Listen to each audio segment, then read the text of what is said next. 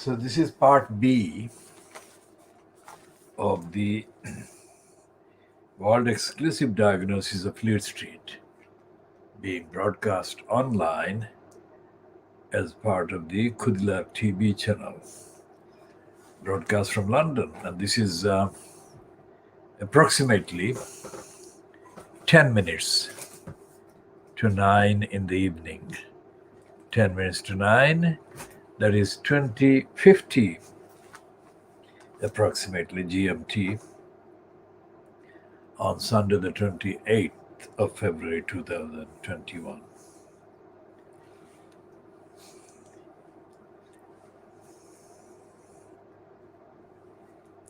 And there is an astonishing claim on the front page of the Mail on Sunday, which is headed "Exclusive. Astonishing new figures show both vaccines are slashing hospitalizations."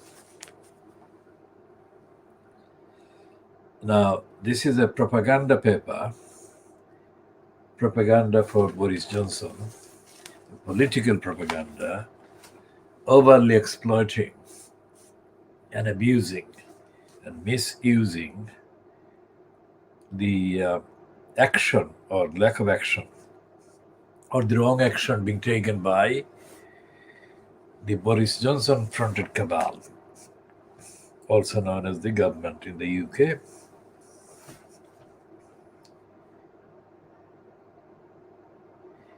And they've got a picture of Kate Middleton and William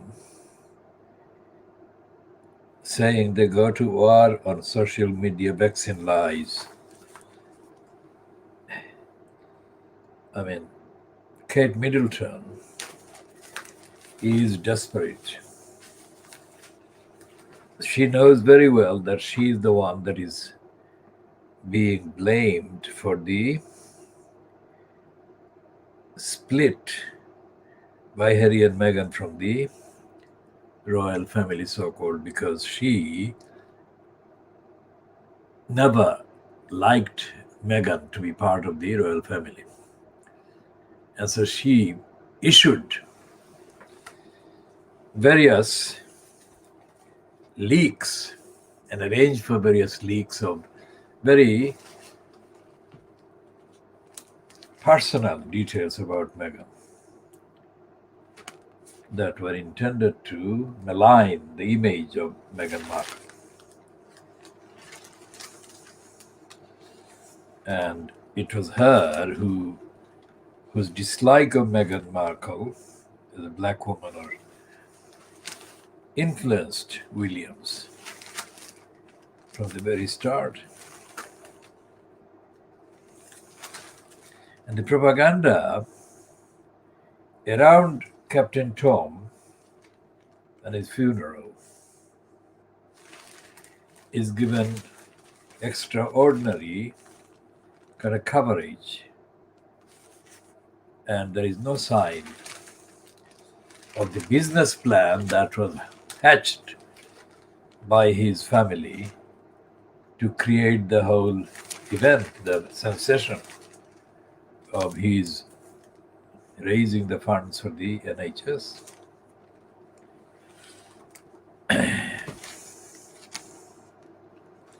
The Mail on Sunday also has got, on pages 12 and 13, the NHS job refuseniks, that is to say, almost a quarter of London's frontline staff not vaccinated, 4,700 healthcare workers in Leicester are not protected too. And a nurse tells the Mail on Sunday how 5 colleagues turned down jabs.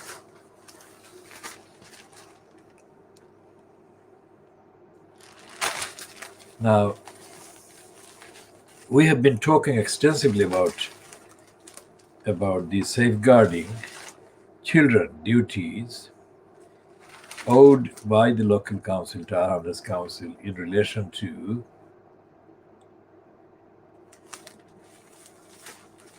Shamima Begum and her 3 friends. In fact, the details show that there were 4 friends. One friend of Shamima and her 2 friends had gone to the Middle East a year before these three girls were reportedly seen crossing into Syria in 2015. One account, one version of the history and the motivation behind Shamima Begum et al., that is the other two, deciding to go to Syria at all was that their friend who had gone there the previous year, they wanted to retrieve her, that is to say, bring her back to the UK. Now, this is something that has not been included in the coverage that has been hostile to her, and the hostility has become consolidated on the basis of the Supreme Court ruling against her, published on the 26th of February 2021. What the Khoodeelaar campaign is asking for is disclosure of the evidence by the Tar Hamlets Council that has been obliged to do the necessary work for safeguarding children. And these 4 children obviously have been destroyed, their lives have been destroyed literally and otherwise because they were not safeguarded. So it raises the question as to what value or use any British law is to those who are supposed to be protected under the given law, as is this case shows. The government website about safeguarding children duties has details about various things that the local council should do to safeguard children. It doesn't limit the things that the local council should do for obvious logical reasons, obvious practical reasons, because you cannot in advance list the various activities that will be necessary to safeguard a child or children, because everything is unique, every incident is unique, and every event and every incident, every emergency has to be addressed and treated according to the needs of the time. So there is this framework. What the Constitution is a framework.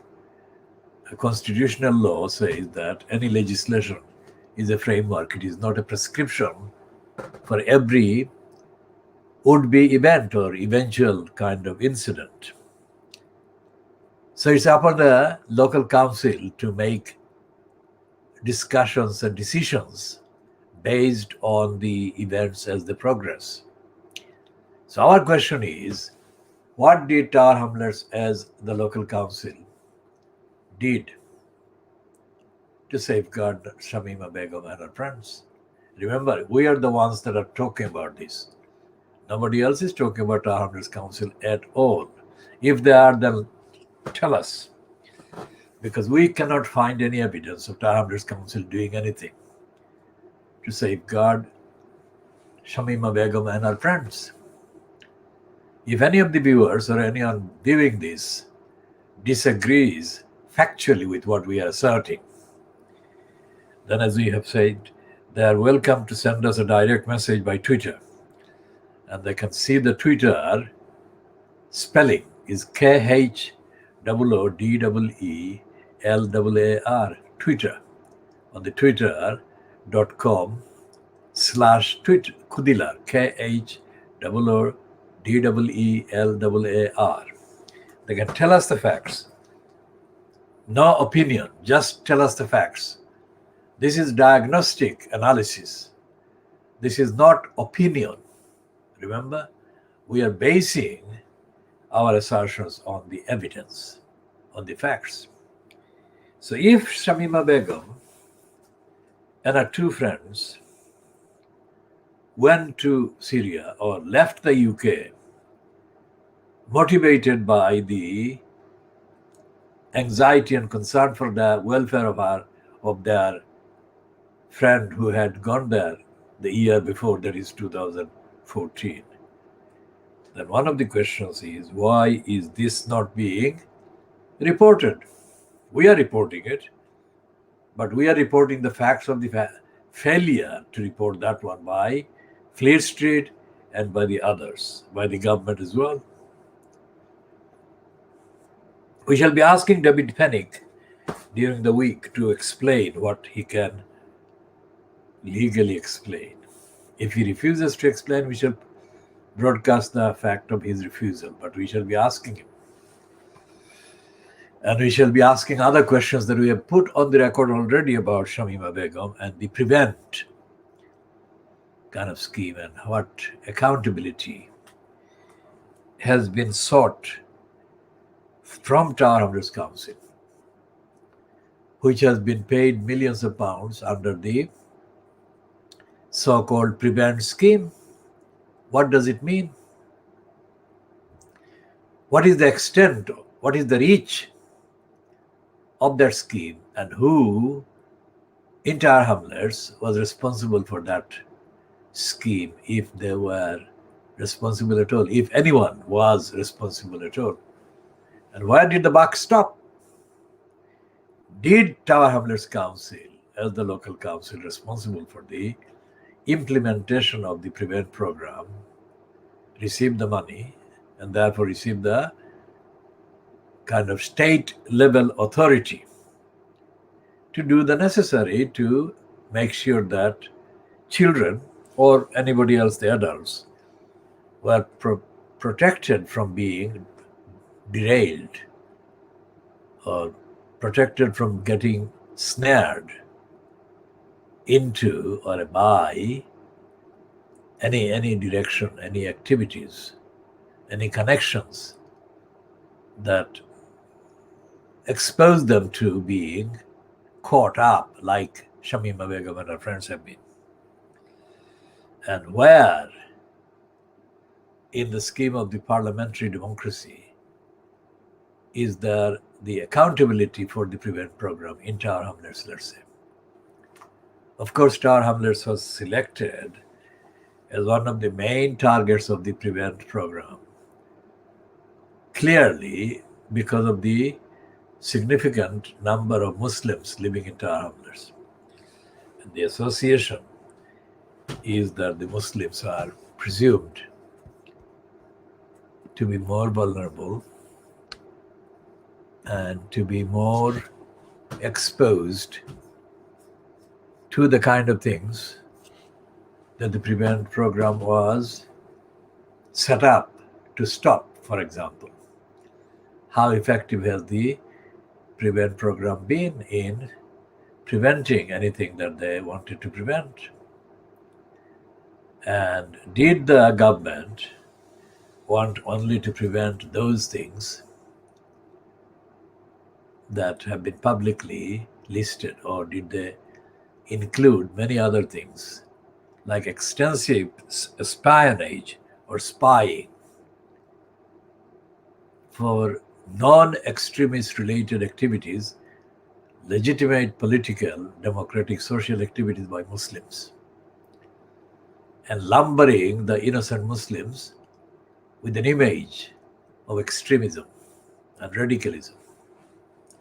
We don't accept that the prevent program was correct in terms of being scripted by anti-Muslims, people who are already predisposed to misrepresent and misdiagnose and mislabel anyone who was Muslim just because they were Muslim, could not be trusted to have devised an objective, fair and just and rigorous and productive program in the context. And for those students of the role of the media, especially the BBC, let us say that the BBC actually manufactured, that is invented and fabricated, a so-called play based on a school in northern England, say somewhere in Dewsbury or somewhere in Leeds or somewhere nearby, where a Muslim schoolboy was shown as carrying explosives. That happened before any of the actual things happened. So we are asserting that the BBC actually created a homegrown terrorist. And that was in the image of that schoolboy in that film that the BBC did. A no Muslim that we know, that is, we know of publicly and accessibly, no Muslim organization or Muslim elected politician even noted that publicly. We are the ones that are doing it. And this happened about 15 years ago. We can check the facts and we can update on the actual date. So we are asserting that the BBC created the homegrown terrorist. That was long, long before the ISIS came into existence. So who created the ISIS and who created the homegrown terrorist and who created the Muslim terrorist? Because we assert on the facts, and the facts go back 120 years at least in Tower Hamlets, since the beginning of the arrival of people from Silot.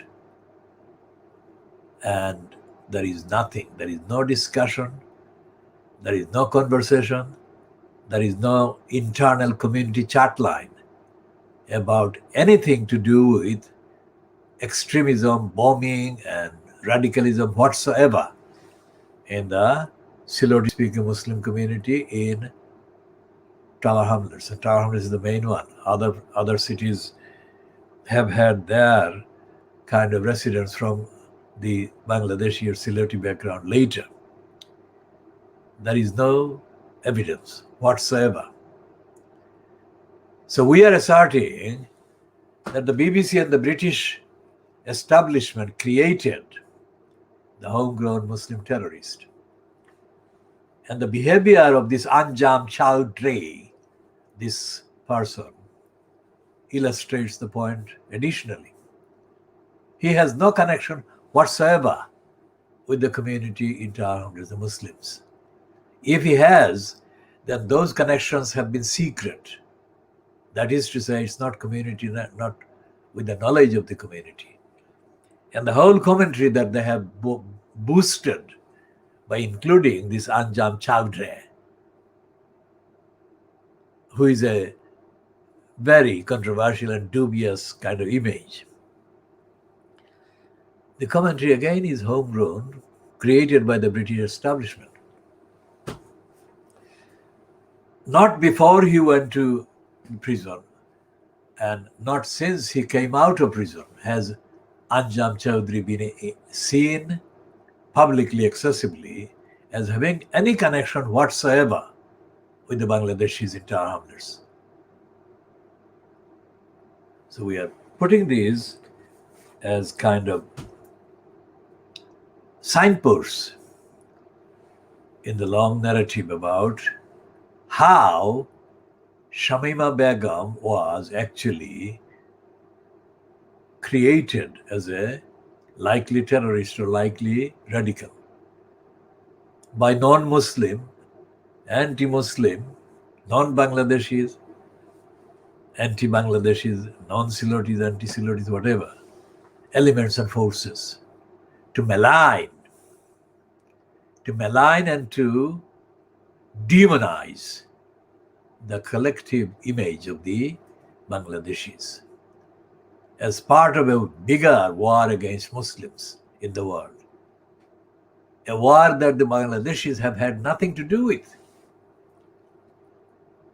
as far as publicly ascertainable, publicly accessible, publicly verifiable. So we are saying that Tower Hamlets Council, which was lumbered with the corrupt post of elected mayor, corruptly betrayed the rights of the children like Shamima Begum and her 3 friends. And during the main parts of the entirety of that betrayal, it was Luther Roman who was imposed. We do not say untruthful things, even if we don't like the racist liar, John Biggs. We don't want to say anything untruthful about him. Never. And we don't say anything untruthful about Luther Roman either. This is the fact that he got into the post of elected mayor in October 2010. Shamima Begum and her friends were aged what? 5 years younger, 6 years younger, 7 years younger, whatever. They were really young children. And as the interview being shown again this week by ITV, the interview that Rohit Kachru recorded with Shamima Begum shows, that was 2 years ago. The one that we have seen was actually shown originally or recorded 2 years ago. But it's being shown in the context of the narrative in the news lines in light of the ruling of the Supreme Court 2 years later. But in that interview, Rohit Kachru's interview or package shown on the ITV news 2 years ago, a man described as Shamima Begum's father is speaking in a village where he has been living. And he's saying that he doesn't know anything about what Shamima Begum did, but he thinks that she was responsible for it when she made a mistake or she did something wrong. He accepts that possibility because he didn't investigate any of it. He is only responding to the statement put to him. So he says to the British Home Office to let Shamima Begum return to her home country, which is the UK, and then take any lawful action against her if there are lawful and valid accusations or allegations against her. Now, there is no comment from the MP for Bethnal Green, Rushnara Ali, that we have seen. If she has made any comment and we have not noted it, then we'll be happy to note it if it's verifiable and if it's on the record and if it's accessible. But as at this time, we believe that Rushnara Ali has not made any comment about the constitutional, the human and political and social and demographic and electoral rights of each child, who is now no longer a child in technical definition, just past the teens. And what we are saying about the silence, okay, treat the silence as within quotation because we have to check the facts about that particular aspect. But the silence by the local MP for Bethnal Green and Bow speaks volumes. This gives an indication, a very reliable indication, if the silence is verified and confirmed as being deliberate and actually a silence by Rushnara Ali. It gives an indication as to the collusion and the complicity on the part of Rushnara Ali with those who want to create the narrative against Muslims and have done so far one-sidedly against Shamima Begum and three of her friends. We are here including the other one that went out of the UK in 2014. The year before, Shamima and her 2 friends followed. And they followed, as we said earlier in this particular part, they went primarily to get her back, which shows that they were concerned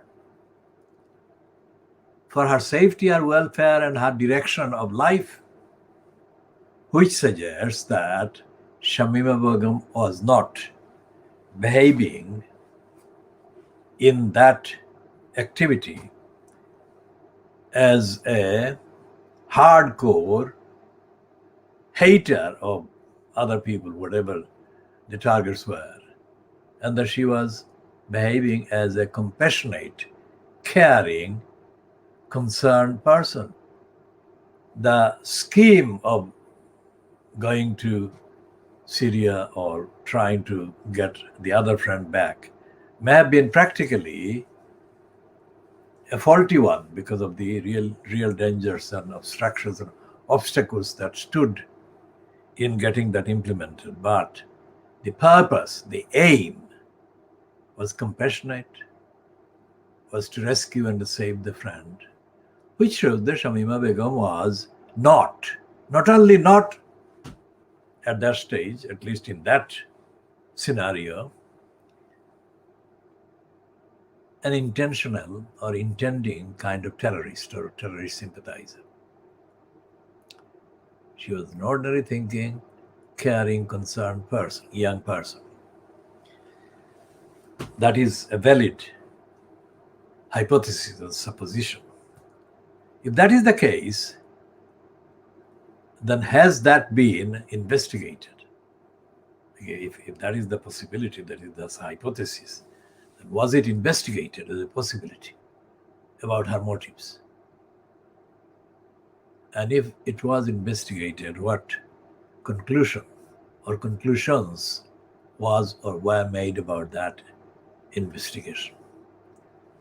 Because there is no evidence in the contents of the ruling by the Supreme Court dated the 26th of February 2021 that this humane, compassionate Shamima Begum existed.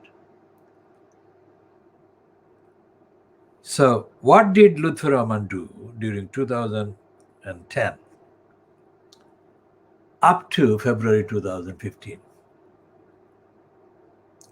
Did he care about the children like Shamima Begum? Did Lutfur Rahman care that such possibilities existed?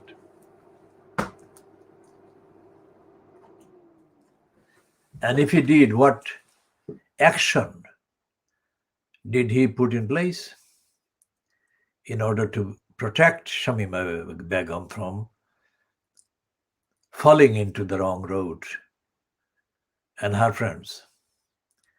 And if he did put in place activities and actions, who or what section or sections was or were tasked, that is, given the duty to carry out that protection? And what have they to say? What has Lutfur Rahman to say about the whole thing?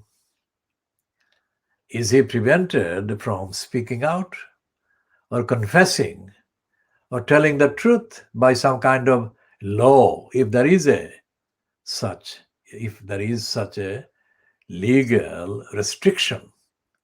What law is that, or what laws are those? Will those persons now promoting the completely stupid and irresponsible lie that the Lutfur Rahman, mayor post holder Lutfur Rahman, was better than John Biggs, and that Lutfur Rahman should be given the chance to stand again to seek election to that corrupt post? Do they care about the fact that Lutfur Rahman hasn't come out at any point since 2015 with any comment about safeguarding children, duty that the Tower Hamlets Council is under and has been under and had been under?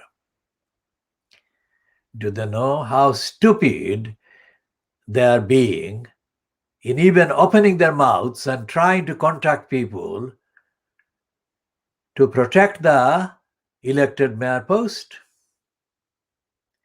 The disgrace that Lutfur Rahman brought on the image of the collective image of the Bangladeshi community is indescribable.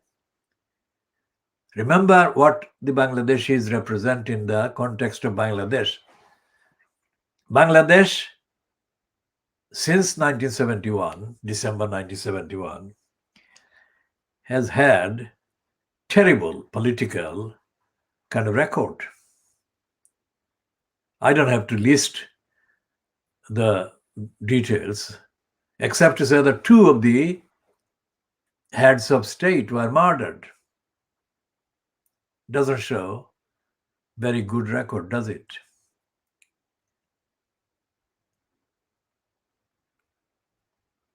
So the only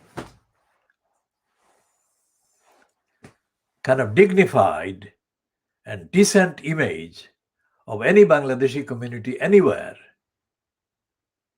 has been in Britain, caused by our action to defend the community, not defend the political corruption and criminality that have prevailed in Bangladesh right from the start.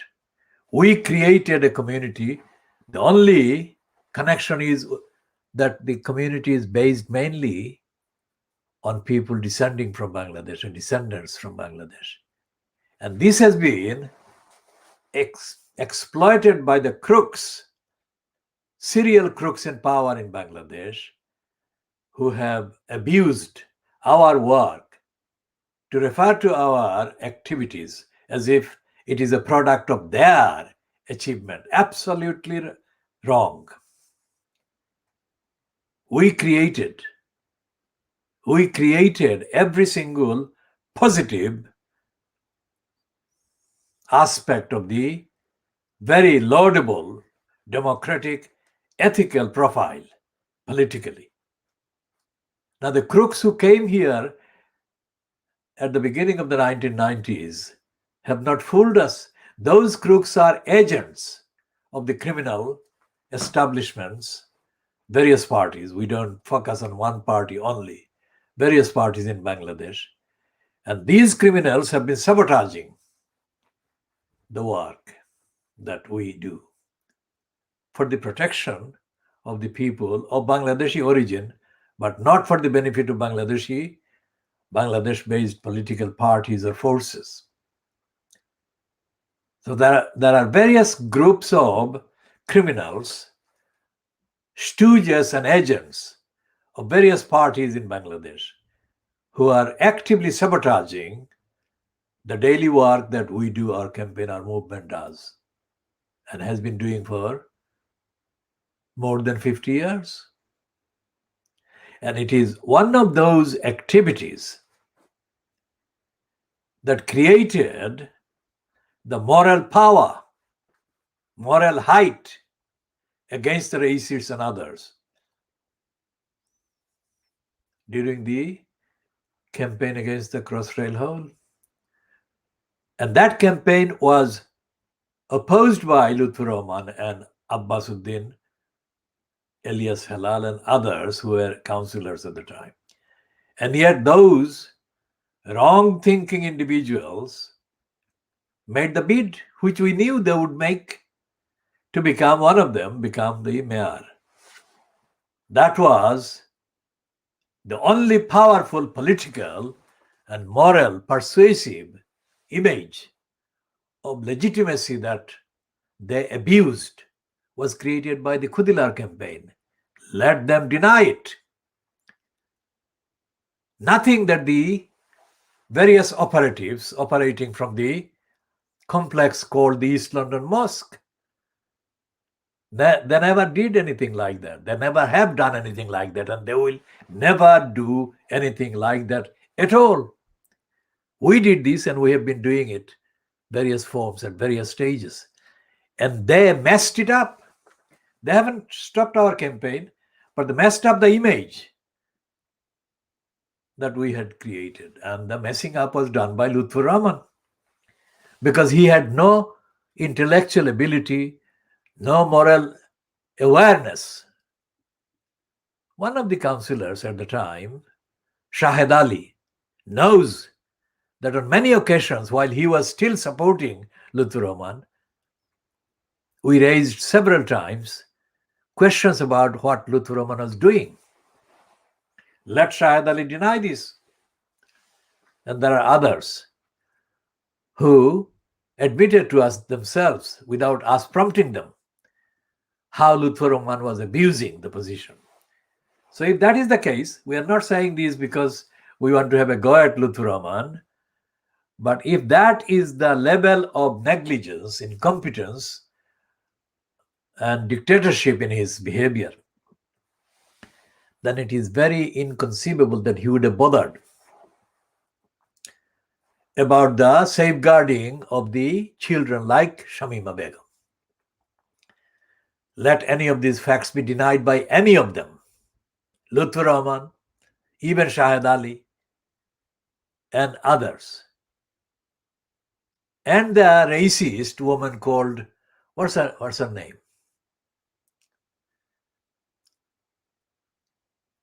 The woman that has been misediting their so-called English kind of propaganda thing.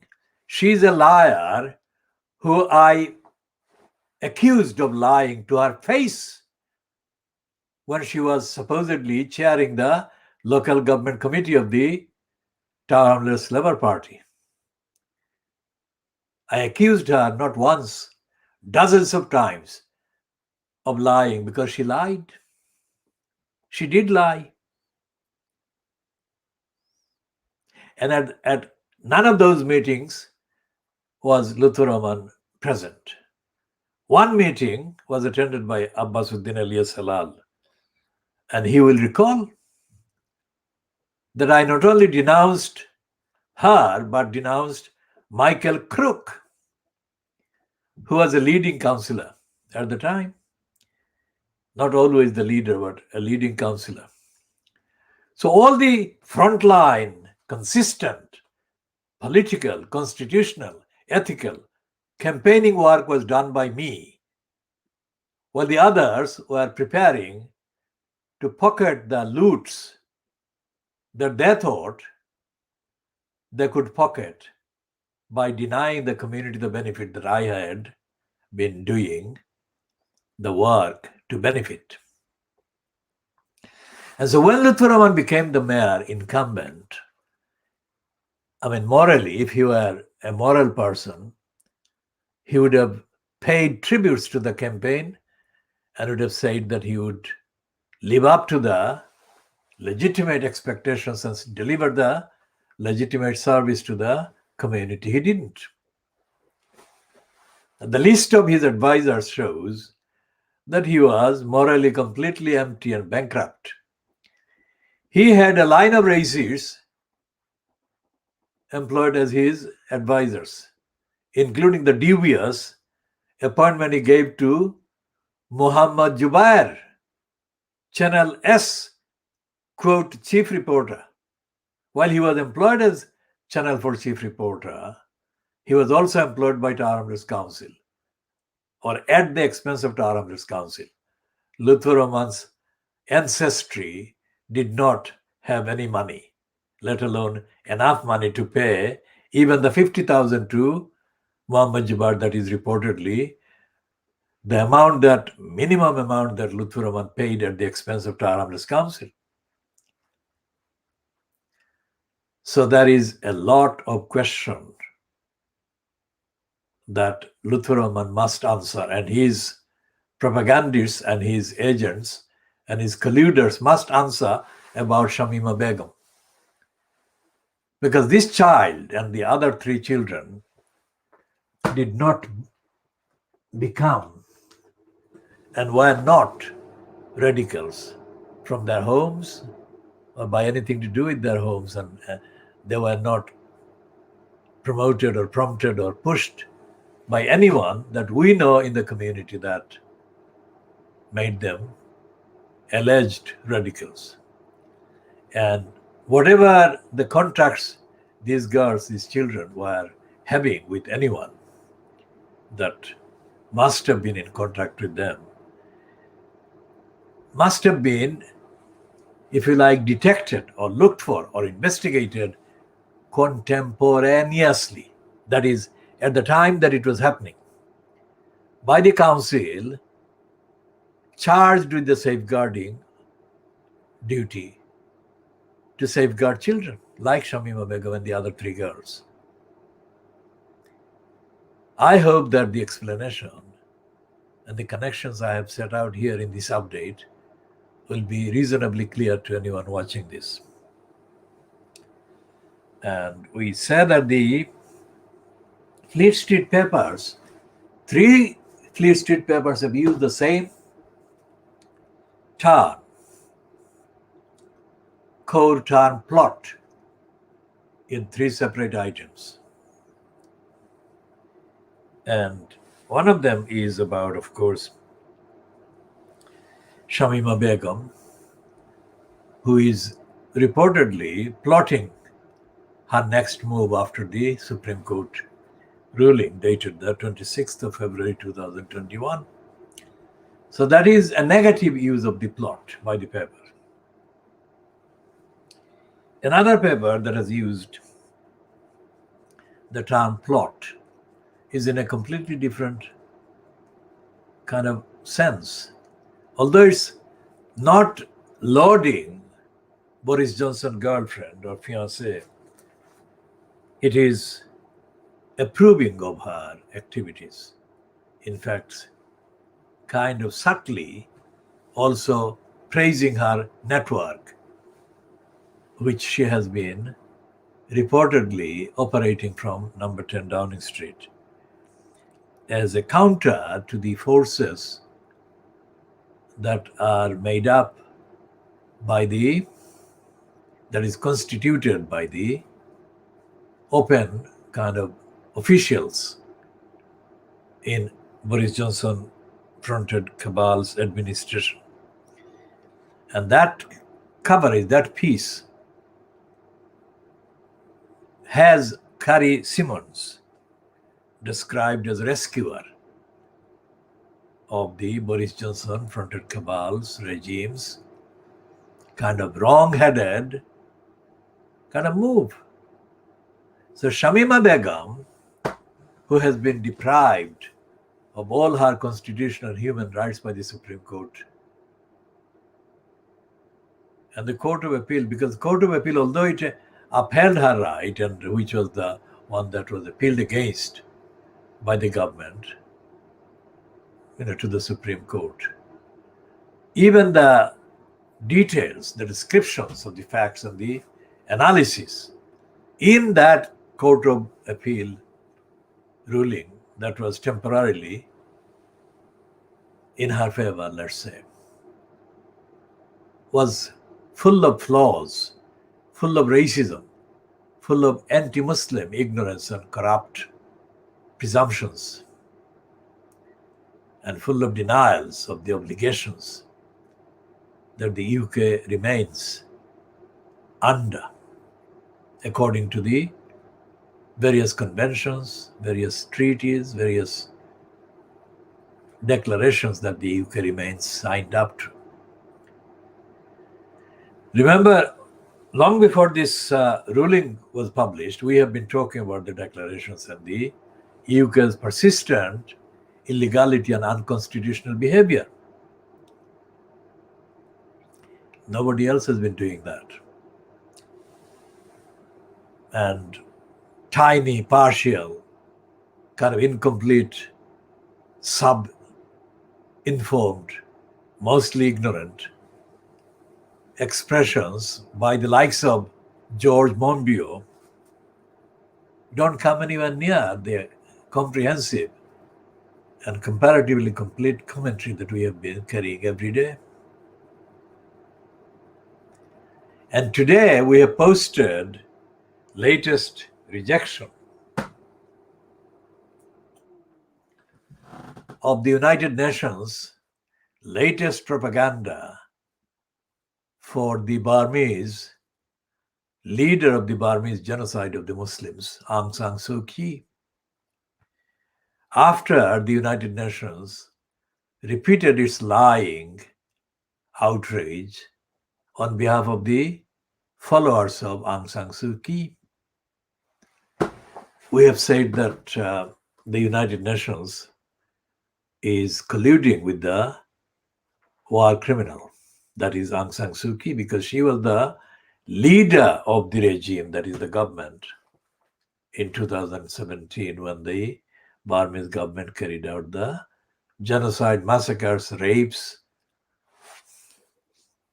and murders of the children, the women, and the men in Rohingya. That is to say, Rakhine state in Burma. One historical note that has to be added: no comment or reports, even the objective ones, like the ones carried by the Reuters news agency and sometimes the Associated Press news agency in the USA, never mentions the fact that the Rohingyas are misdescribed as being Bengalis, and that misdescription can be found in the records and the evidence of the historic encounters between the people that are now called Rohingyas and the people that are called Bengalis, or various tribes of Bengal in that kind of chain of habitations and conurbations. Because hundreds of years ago, the people who are now known as Rohingyas their ancestors launched wars and attacks on the Bengalis. That's not something I'm making up. It can be checked. And there were many confrontations, bloody confrontations. Bengalis and the Rohingyas, or their ancestors, got killed in the wars. And the United Nations should know that. And yet it's in denial. And it's toying with the stupid line that Aung San Suu Kyi is still perpetrating, saying that there is no evidence that the Rohingyas were Burmese, or the Rohingyas were kind of not the same as the Bengalis.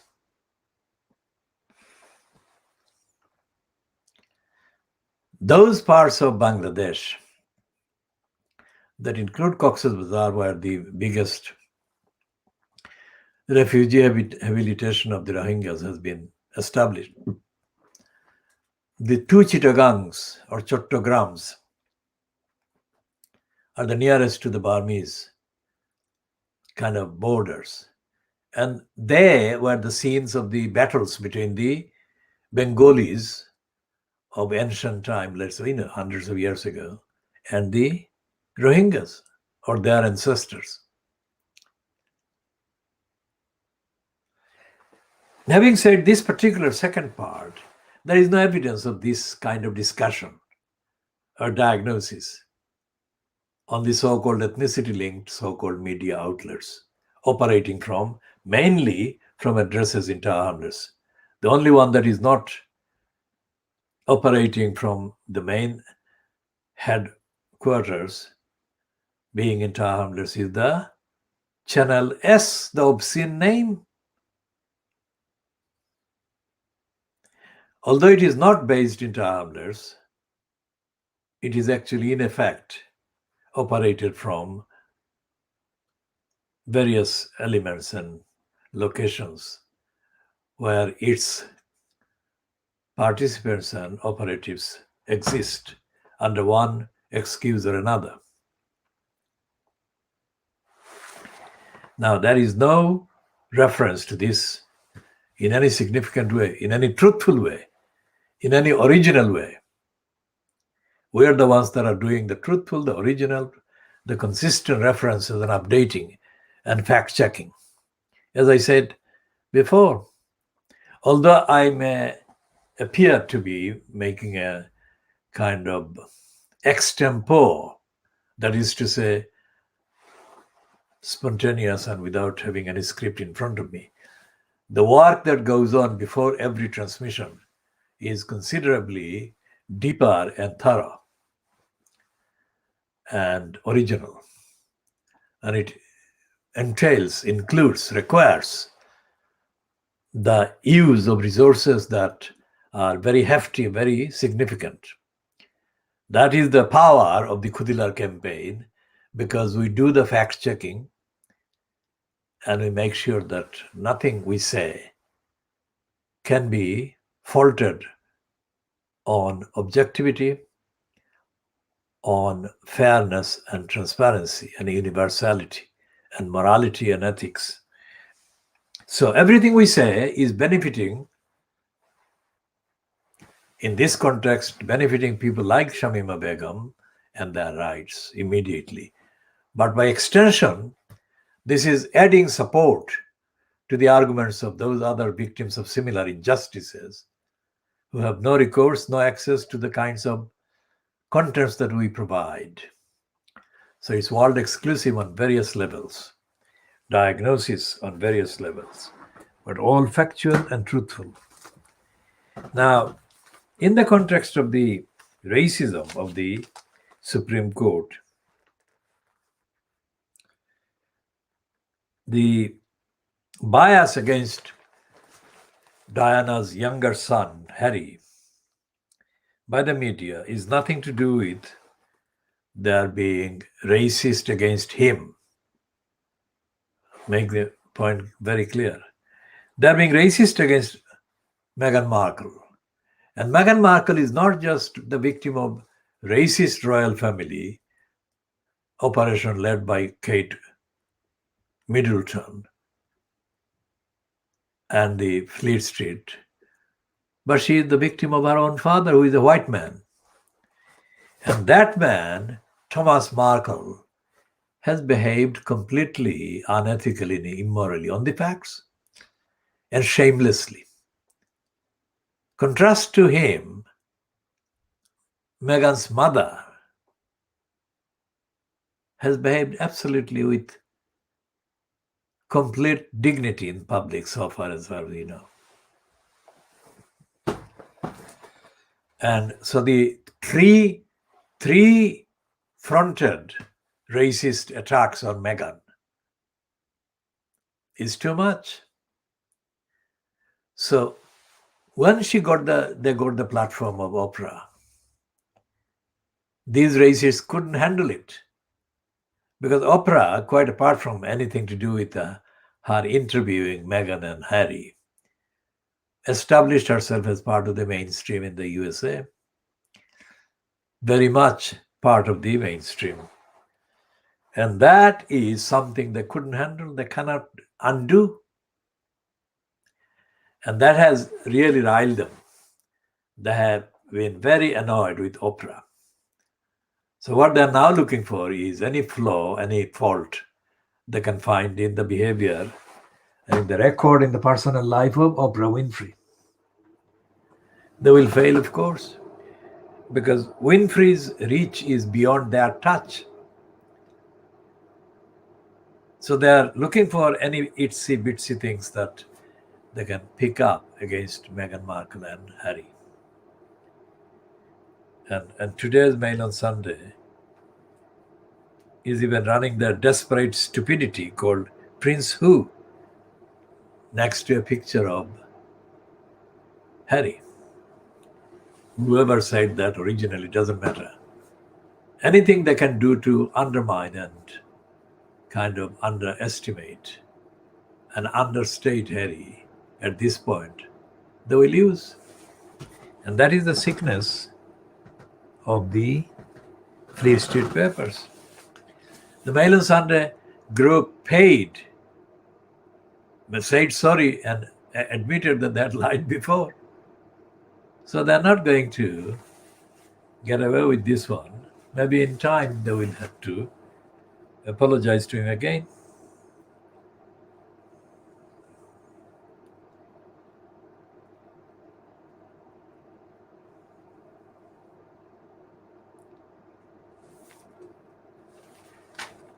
This is stupid.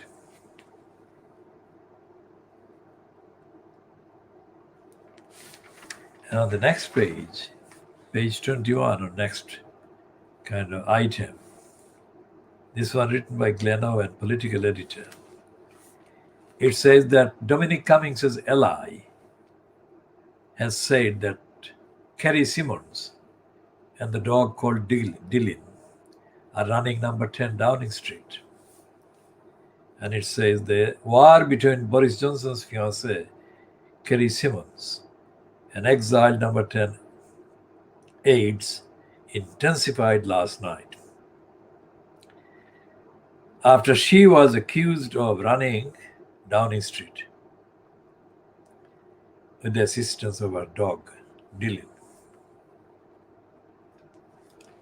And the Tatler magazine, Kaba,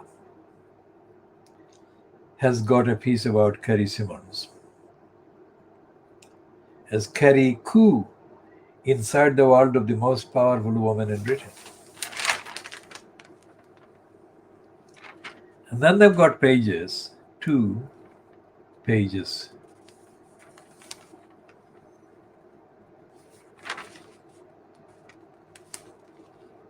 One and a half page byline to Dan Hodges. Dan Hodges is the most poisonous criminal liar that is hired by the Mail on Daily Mail and Sunday. Daily Mail and the Mail on Sunday group.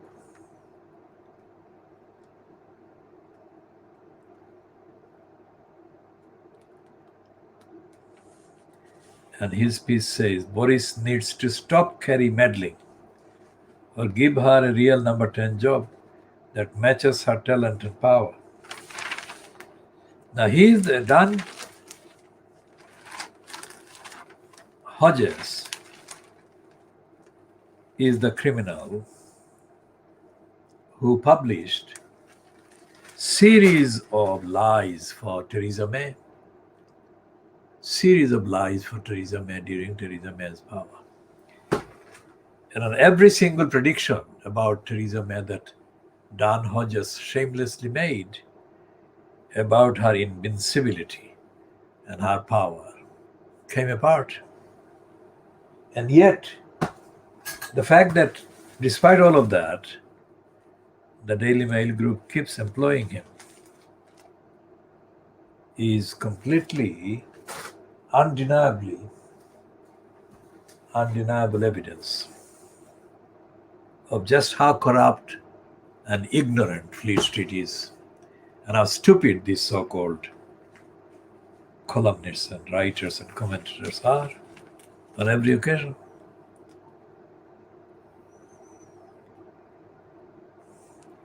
And they've got, of course, the scum on Sunday, that is Sun on Sunday, this week have got one of the most significant propaganda tools they've got is the evidence that the SNP's former leader, Alex Salmond, was able to give earlier in the week against Nicola Sturgeon.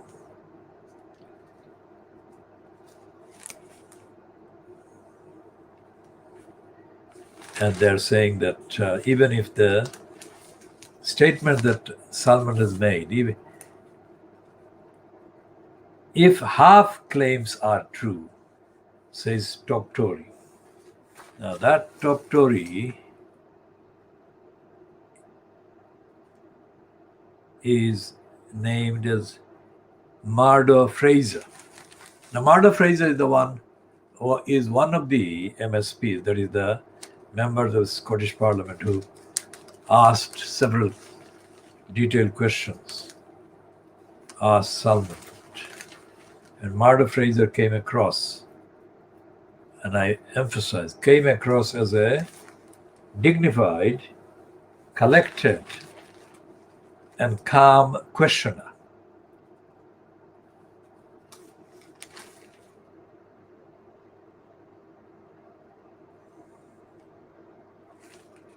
And this Tony Parsons, with the self-styled working class person doing the service for the enemies of working class, cannot contain his excitement at the kind of dispute that is raging among the SNP members and leaders.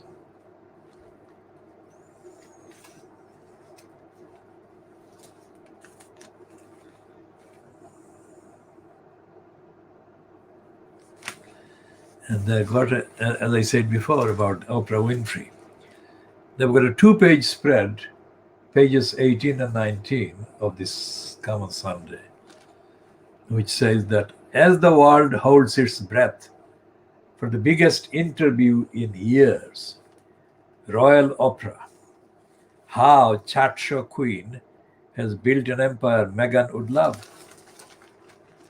Now they can't sort of contain their amazement, because that is really true.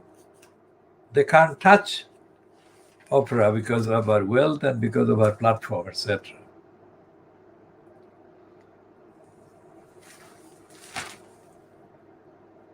And they've got a picture of Lady Gaga about her dogs being kidnapped, and they're running the skeptical line that it may have been staged. Now they've got 2 pages on the Lady Gaga and her dogs. The dogs have been returned while she was in Italy, but after she offered a reward for nearly £400,000. But now they're running the line that it may have been staged. We shall report on updates of that line.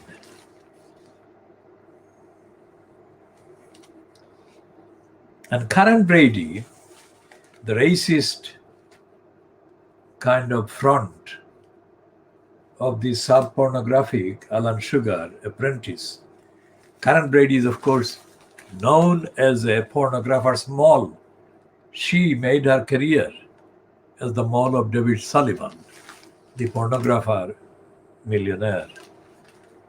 So she has no record, Karen Brady, to make any moral statements. She is not a moral person. Her whole career is based on being a disguised kind of part of the pornographic business.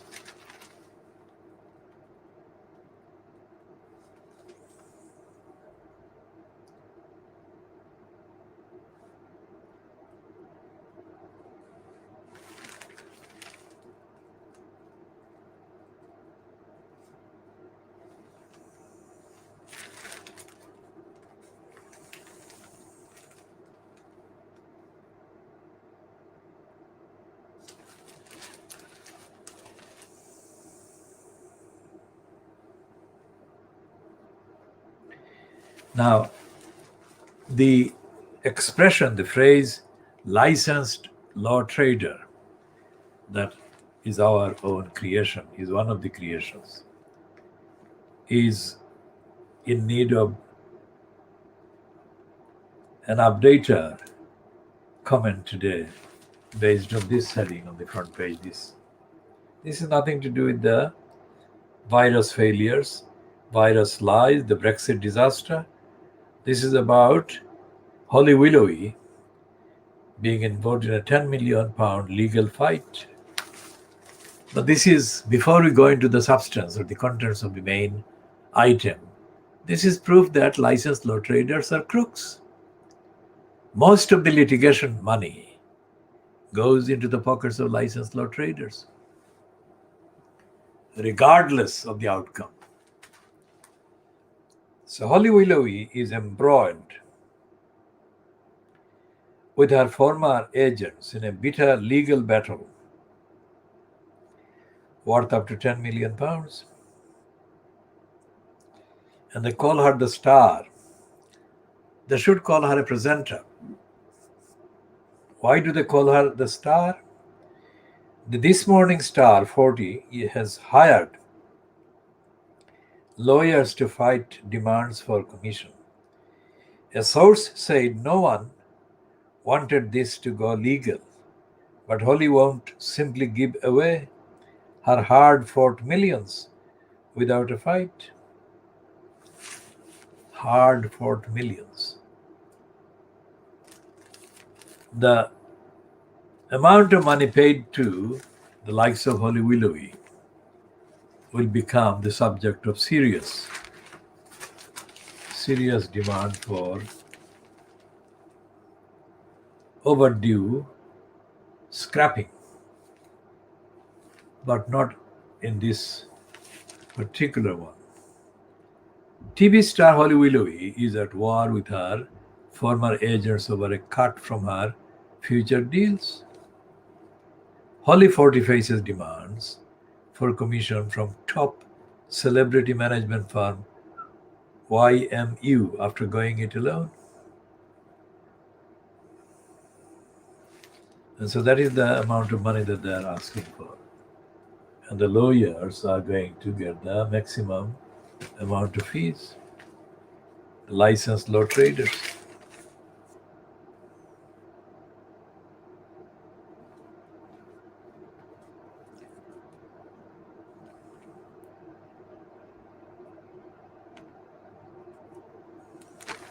And there are other items about the cuts being made to women's refuge center, etc., etc.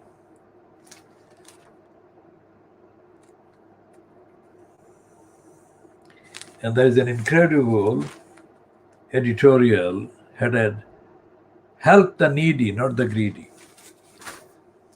The Sun is not in the right moral place to run any such heading, let alone make any such claims. Because the Sun is the pornographic daily and Sunday paper that made the billions by failing to pay the taxes owed by Rupert Murdoch.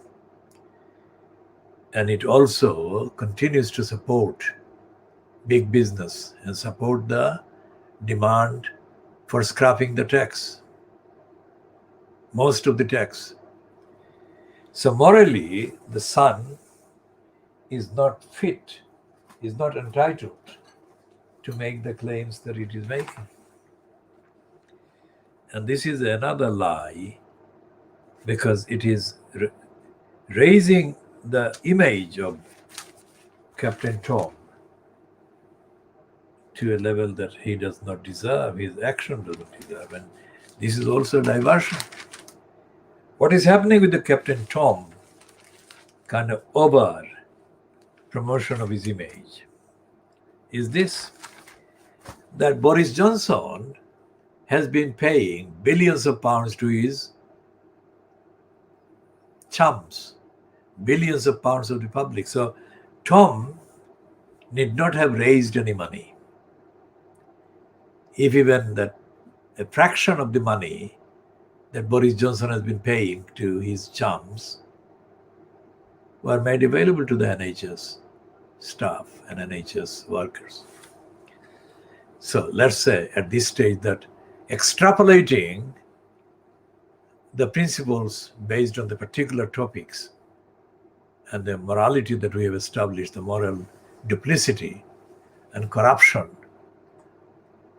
that the agenda of corruption and duplicity and lying and denial represented by Fleet Street, if those principles are applied across the board, that is, to other parts of the media and to the operation of the government, to the behavior of the parliament, then you get a picture of a very deeply immoral country. And the Supreme Court has no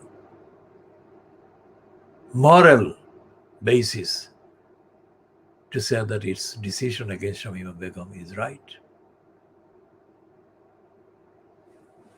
We shall be continuing in part C